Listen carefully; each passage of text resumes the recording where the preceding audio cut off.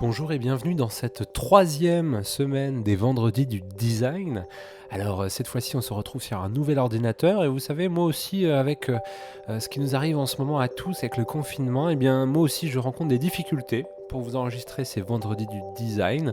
Alors j'ai essayé de faire au mieux pour cette semaine. Vous allez voir que voilà, je n'ai plus internet chez moi donc je fais tout avec mon téléphone maintenant, comme certains d'entre vous d'ailleurs. Si vous venez pour la première fois de voir cette vidéo, sachez que vous pouvez rattraper les 2 semaines précédentes, la semaine 1 et la semaine 2 des vendredis du design. Il suffit d'aller voir en description les précédentes vidéos, tout simplement sur la chaîne. Et si vous n'êtes pas abonné les 2 semaines précédentes, mais abonnez-vous, likez. J'ai désactivé les commentaires, car ce n'est pas ici que l'on est là. On n'est pas là pour s'exprimer ici en commentaire. Par contre, vous pouvez me répondre tout un tas de choses, des commentaires, des reproches ou des compliments, non, peut-être plutôt des questions sur est-ce que vous réussissez ou non le cours d'art appliqué des vendredis du design. Tout ça c'est sur Pronote, en me contactant directement, Monsieur Lovati, ou alors avec mon adresse, souvenez-vous. Je vous l'aviez montré la semaine dernière. Je peux vous refaire une petite note, attention. La petite note, la voici. Hop, pierre.lovati@ac-limoges.fr. Ça n'a pas changé depuis la semaine dernière. Allez, cette semaine, j'ai eu des choses sympas, notamment par exemple, je pense à James et pourquoi pas à Océane, qui ont bien compris parfaitement sur Canva comment se débrouiller, comment me faire des petites mises en page pour me parler notamment de Isamu Noguchi. Vous avez essayé d'être analytique. Et c'est très bien, vous voyez quand même ma connexion rame, forcément. Maintenant, c'est mon téléphone qui fait le job, ce n'est plus la DSL ou la fibre. Et puis, par exemple, spécial dédicace aussi à Clara, qui, comme la semaine dernière, a plutôt bien réussi ces histoires de Safari Typo et qui a vraiment réussi à me trouver de très belles typographies dans les rues virtuelles de Limoges. Ça, ce sont des exemples de rendus. N'hésitez pas à me poser des questions. Hop, dans Pronote, tout se passe ici. Et puis, bien sûr, à aussi me solliciter sur mon mail académique. Pour cette semaine, les demandes vont différer et aussi, je vous demande de vous rapporter au chapitrage que vous trouverez en description. Allez, c'est parti.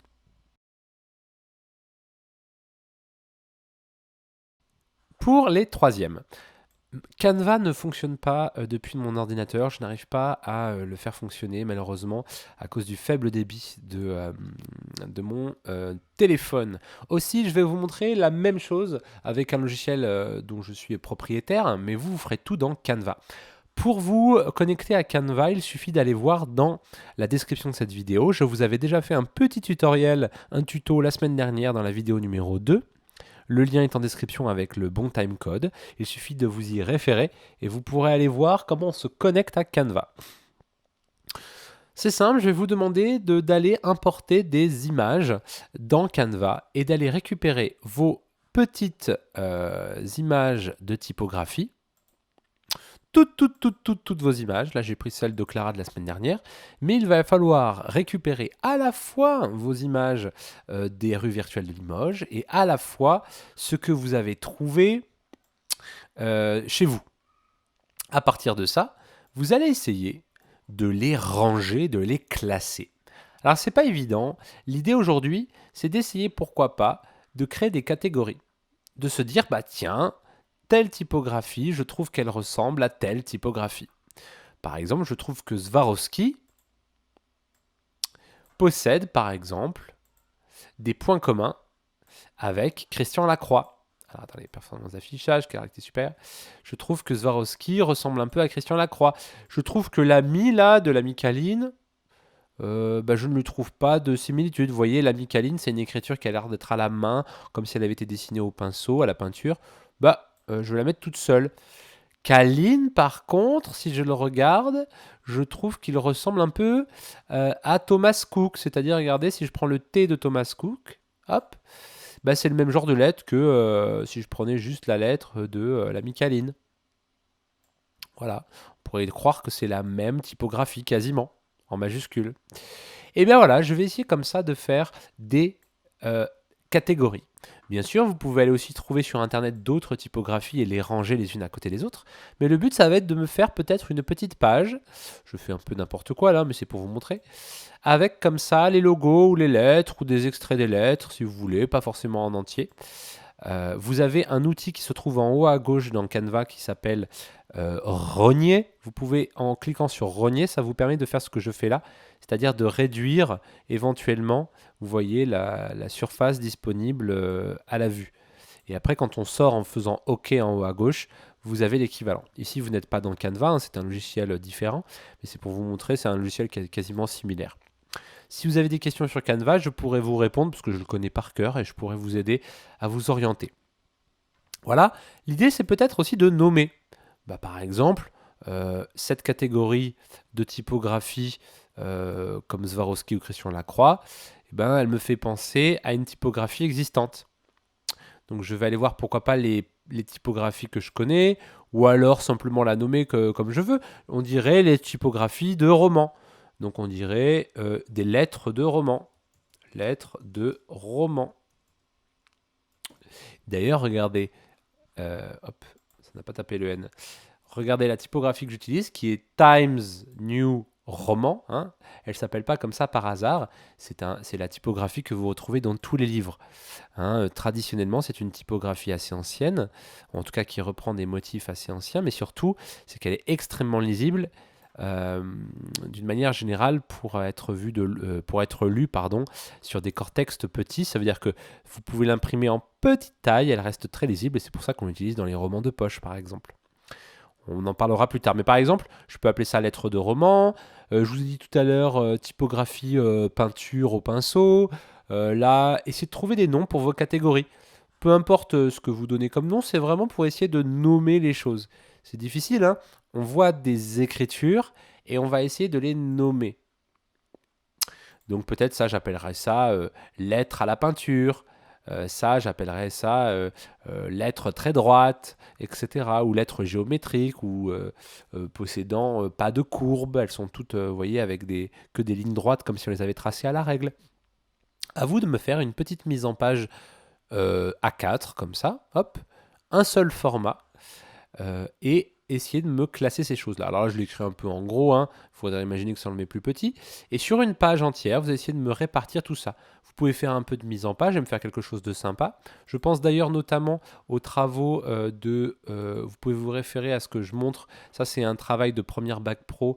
C'était par exemple Océane qui a travaillé avec Canva. Vous voyez qu'elle a mis des flèches, qu'elle a essayé, c'est sur un autre travail qui ne vous concerne pas. Vous voyez qu'elle a mis des flèches, elle a mis des typographies différentes, des petits symboles. Elle a vraiment fait quelque chose de sympa. Donc à vous aussi, pourquoi pas, de vous amuser de ça et de faire des petites mises en page sympathiques. Pour exporter dans Canva, je vais aussi vous montrer un extrait d'un tuto que j'avais donné aux premières la semaine dernière. Je vous mets le timecode en description pour exporter votre page. Car une fois que vous aurez terminé votre petite mise en page de typographie, il faudra ensuite l'exporter. Et bien en haut à droite, vous avez une petite flèche vers le bas. Et quand vous cliquez dessus, vous pouvez décider d'exporter en ce qu'on appelle un point PDF, en 3 lettres, PDF. C'est avec ça que vous pourrez ensuite me l'envoyer par mail en me le mettant en pièce jointe, soit à mon adresse académique que vous connaissez par cœur, pierre.lovati@ac-limoges.fr, soit en passant par Pronote, comme vous voulez. Et vous voyez un fichier PDF, c'est ce que vous avez là, c'est marqué .pdf. C'est le format qui est préféré pour tout ce qui est rendu d'image. Voilà.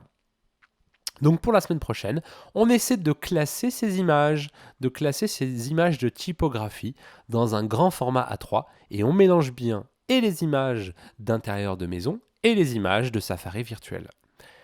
Merci et puis hop, à la semaine prochaine, bon courage. N'hésitez pas à me solliciter sur les internets. Allez, bonjour les CAP.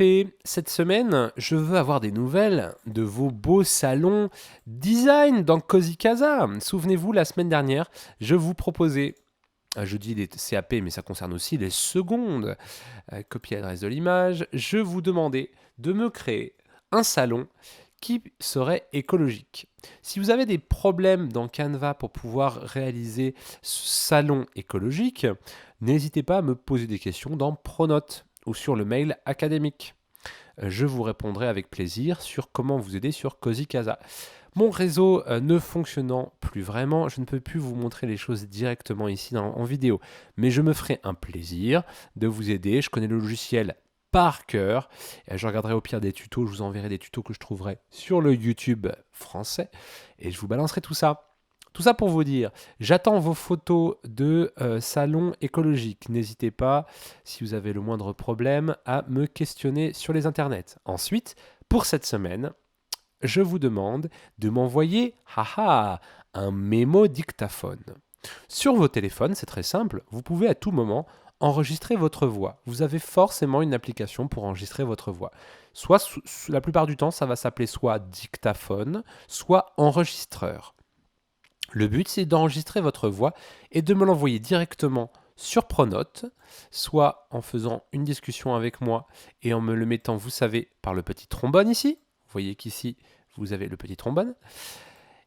Soit en utilisant le mail académique et vous m'envoyez directement sur mon mail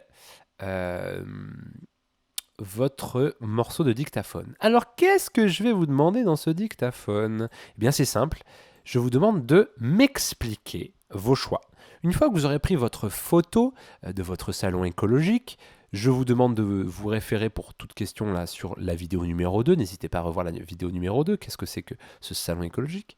Eh bien, vous allez m'envoyer une petite explication. Alors, cette explication, vous pouvez soit l'écrire au préalable, soit le faire, on va dire, plus ou moins en improvisant ou en commentant votre image. Et vous allez prendre votre photo devant les yeux, votre salon, et m'expliquer qu'est-ce que vous avez mis en place. Monsieur, j'ai mis en place une peinture dépolluante sur le mur du fond, car ça permet de faire des économies, d'avoir un air intérieur qui est dépollué.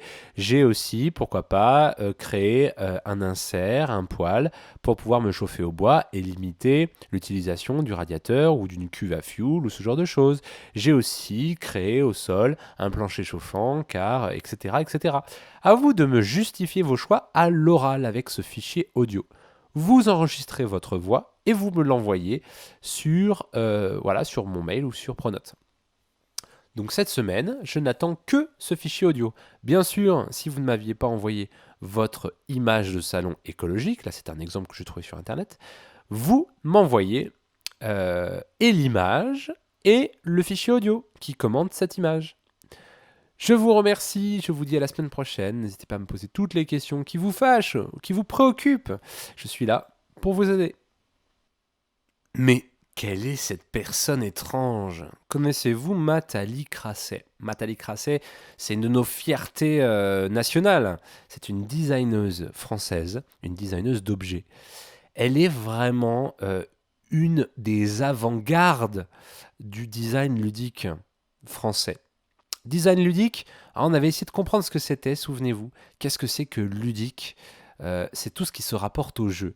Eh bien, Mathalie Crasset, c'est une des grandes spécialistes de la question du design autour de ce qu'on pourrait nommer comme une approche de comment le design d'objets, comment les objets qui nous entourent peuvent-ils être ludiques, comment peuvent-ils amener un tant soit peu, un peu de jeu dans notre vie. Aujourd'hui, je vais vous demander de travailler sur Mathalie Crasset. Dans un premier temps, vous pouvez taper son nom tout simplement dans Google, Mathalie Crasset, plus loin design, et regarder un peu ses créations et puis de les comprendre. Comment ça fonctionne le design de Mathalie Crasset. Vous allez tomber sur plein de choses très ingénieuses, très surprenantes. Vous pouvez ensuite aller voir son site mathaliecrasset.com. Je vous ai mis un lien en description de cette vidéo. Et là, allez voir ses projets. En cliquant sur projet, vous allez tomber sur des photos qui vous rappelleront celles sur lesquelles vous serez tombé sur Google. Et je vais vous demander, dès qu'il y en a une qui vous plaît ou plusieurs, de cliquer et d'aller voir un peu ce qui est raconté. Ce qui est plutôt bien sur le site de Mathalie Crasset, vous allez voir, c'est qu'elle est plutôt bavarde, c'est-à-dire qu'elle s'exprime sur les créations qu'elle a déjà réalisées. On peut voir l'image, On peut en voir plusieurs.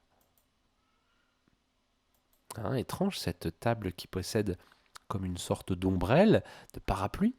Et puis ensuite, on peut commencer à lire ce qu'elle dit.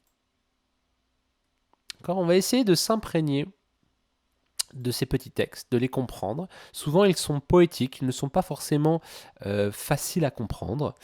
L'idée, c'est que vous essayez, à votre tour, de comprendre Nathalie Crasset. Je vais ensuite vous demander d'aller sur le YouTube français et d'essayer de regarder une vidéo sur le métier de designer de Nathalie Crasset. C'est la première qui tombe, je vous l'ai mis aussi en description.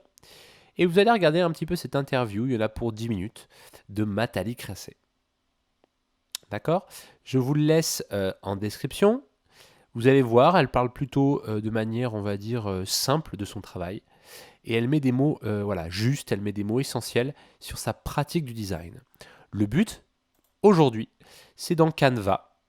Alors, je n'ai pas Canva, vous le savez, malheureusement, ma connexion commence à être difficile. Ici, chez moi, je fais tout avec mon téléphone portable maintenant, même pour héberger la vidéo. Quel enfer! Eh bien, vous allez dans Canva, donc je prends un logiciel dont je suis propriétaire, c'est simplement pour... c'est un outil quasiment similaire. Vous allez comme ça pouvoir mettre en page des images que vous aurez trouvées. Enfin, en tout cas, on va dire une création. Je vais vous attarder sur une création de Nathalie Crasset, que vous sauvegardez des images qui vous intéressent. Je vais rester sur mon ombrelle, par exemple. J'appelle ça la table ombrelle, mais c'est pas comme ça que ça se nomme, hein, forcément. Je la mets sur mon bureau, je l'enregistre. Donc, vous vous souvenez, hein, on clique sur l'image, on attend qu'elle est chargée, puis on fait clic droit, enregistrer l'image sous. Et puis ensuite, hop, dans InDesign. Donc, chez moi, c'est InDesign, chez vous, c'est Canva. J'importe mon image, donc il suffit d'aller à gauche, vous avez un onglet dans Canva tout à gauche qui s'appelle télécharger. Et là, vous allez pouvoir télécharger vos propres images, mais vous avez largement l'habitude. Souvenez-vous, pour vous connecter sur Canva, je vous ai fait un tuto dans la vidéo numéro 2, je vous mets le lien en description pour pouvoir vous connecter facilement dans Canva. Si vous n'arrivez pas à vous connecter avec le Canva Lovati, vous savez que vous pouvez vous créer votre propre adresse avec Facebook ou avec un Gmail. C'est très facile. Vous pouvez me poser toutes vos questions dans Pronote ou sur le mail académique. Une fois que j'aurai mon image, je peux aussi copier-coller le texte que a créé Nathalie Crasset sur sa création, hein, qui est souvent poétique et peut-être pas forcément facile à comprendre. On copie-colle le texte dans Canva. Et là, vous allez essayer de me commenter ce qu'elle raconte. C'est-à-dire... peut-être mettre en gras un élément en particulier, je mets n'importe quoi. Voilà, regardez, ça c'est intéressant. Un bureau à rendez-vous avec un pavillon. Je vais décider de le mettre en gras. Et puis de m'expliquer cette phrase. Qu'est-ce qu'elle a voulu dire par l'idée d'un rendez-vous? Un rendez-vous sur un bureau. Un bureau droit dans sa fonction ne vit pas dans la fantaisie. Pourquoi elle parle de fantaisie? Pourquoi un bureau n'aurait pas le droit d'être lui aussi fantastique? Essayez, voilà, de me prendre les mots, et puis comme la semaine dernière, de me mettre, pourquoi pas, une petite flèche. Alors je vais faire une flèche avec les moyens techniques de bord, là. Et puis ensuite de m'expliquer, ah bah ouais, je pense qu'elle parle de fantaisie par l'usage de son ombrelle. Elle veut rendre un bureau un peu plus fantastique, avec pourquoi pas cette idée d'avoir rajouté comme une prothèse, comme quelque chose de nouveau, ou comme un abat-jour, on dirait un abat-jour de lampe, comme si on avait mis un morceau de lampe sur une table. Mais pourquoi? Pour peut-être ne pas être vu, pour faire des choses étranges, discrètes, pour être à l'abri des regards. C'est étrange. Pourquoi sur un bureau on voudrait être à l'abri des regards? Peut-être c'est pour avoir une intimité. Vous voyez que l'homme, en plus, il est en train d'écrire. C'est peut-être pour qu'on ne voit pas ce qu'il écrit. Hein, voilà, bon, ça, c'est. Je vous en fais des coups, je vous en fais des tartines, vous avez l'habitude. Mais voilà, quel genre de réflexion je veux que vous ayez aujourd'hui. Je ne vous demande pas 36 productions, hein, vous voyez que c'est quand même un sacré travail que je vous demande. Je veux que vous essayiez d'approfondir une réflexion sur une production de Nathalie Crasset. Si vous avez la moindre question, si vous n'avez pas compris ce que je raconte, posez-moi des questions, plus simplement, sur Pronote, sur mon mail académique, tout est possible. Et voilà.